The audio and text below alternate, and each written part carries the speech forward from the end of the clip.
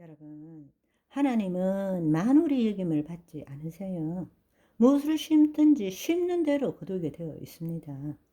자기가 지금 죽을 것 같아요. 살려주세요. 어떻게 살려줄 수 있느냐고. 자기가 지금 죽을 것 같다고 믿고 있는데 무슨 말인지 이해하시죠? 세상의 것을 심는 것이 아니라 하늘의 것을 심어야 되는 것입니다. 위의 것을 생각해야 됩니다.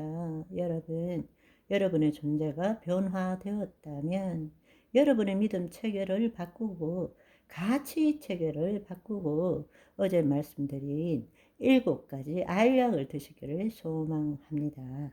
이 알약 7가지를 하루에 5번씩 효과가 없으면 어떻게 하라고요? 복용량을 늘리면 됩니다. 부작용이 없어요. 하나님 나라 라이프 스타일을 가진다는 것은 내가 누구인지를 알고 내 혼이 어디 있는지를 알고 그때부터는 기존에 우리의 몸이 가지고 있는 믿음 체계와 가치 체계를 해체시키고 그 다음에는 하나님 나라의 생명에 의한 믿음 체계와 가치 체계를 다시 심어야 되는 것입니다.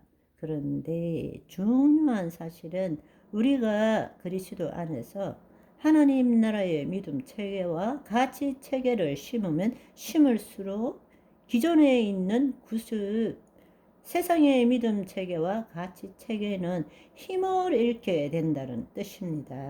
아멘.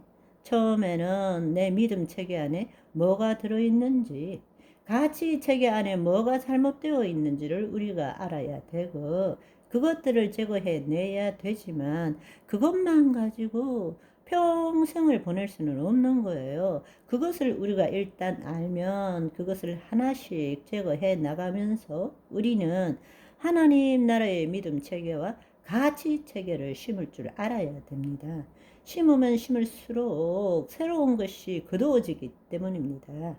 우리가 거듭난 자이지만 거짓자로 살게 되면 진리의 말씀에 대해서 알 수는 있어도 그렇게 살 수가 없다라는 것을 정말로 느낄 줄 알아야 합니다.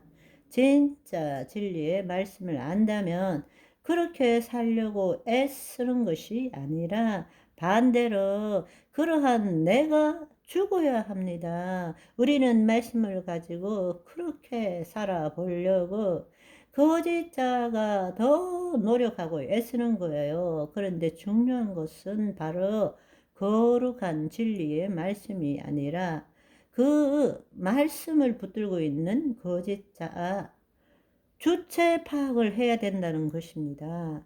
그놈이 죽어야 되는데 우리는 진리의 말씀을 실현시키려고 거짓자로 더 애쓰고 있다라는 것입니다. 자기를 부인하고 자기 십자가를 질 때 그의 나라와 의를 구할 수 있다라는 이 진리를 아시기를 소망합니다. 거짓자는 죽어야 합니다. 그래서 사도 바울은 매일 죽는 거예요. 죽어야 그리스도의 생명이 내 몸에 나타나기 때문입니다. 그래서 우리는 살아오면서 스스로 만든 믿음 체계, 사고 체계를 하나하나 해체시켜 나가면서 새로운 삶을 경험하게 되는 것입니다. 그것을 우리는 예수 그리스도 안에서 성육신적인 삶이라고 부르는 것입니다. 다시 한번 말씀드리지만 이런 해체 작업과 새로운 믿음 체계, 가치 체계를 심는 것은 기도와 묵상, 그 차원으로 이루어지는 것이 아닙니다. 한 인간의 몸이 삶을 통해서 실질적으로 그것들이 새롭게 되어져야 합니다. 그런데 우리는 삶에서 부딪히기보다는 골방에서 기도하기를 더 원해요. 그리고 그것이 변했다고 착각하고 있는 것입니다. 아니요, 그렇지 않습니다. 신앙은 삶을 통해서 이루어집니다. 아멘. 그러니까 그 삶 가운데서 내가 없는 것을 경험해야 돼요. 거짓자의 부재가 그리스도의 현존이기 때문입니다. 내가 죽어야 내 안에 계신 그리스도가 내 몸에서 경험되어지기 때문입니다. 그런데 내가 안 죽고 그리스도가 내 몸에서 경험되어지는 것을 알고 싶어 하고 그 경험을 하고 싶어 하는 것은 도둑놈 심보입니다. 있을 수 없는 이야기예요. 불가능한 일입니다. 우리 안에 이미 그리스도가 계십니다. 따라서 거짓자가 죽을 때 그리스도의 신비가 내 몸에 경험되어지는 것입니다. 그래서 기독교는 신비입니다. 그런데 너무나 안타깝게도 오늘날 대부분의 교리와 믿음 체계는 거짓자가 주체가 된 믿음 체계를 강조하고 있다는 것입니다. 너무 안타까운 일이죠. 교리가 잘못되었다는 것이 아니라 그 교리를 붙들고자 하고 그것을 믿고자 하는 거짓자가 죽을 때에 그 교리가 영이요 생명이 되고 우리 몸에 경험되어진다는 것입니다. 그런데 우리의 신앙은 지금도 여전히 내가 것입니다. 내가 좀 더 기도해야 되고 내가 좀 더 믿어야 되고 내가 좀 더 거룩해져야 된다.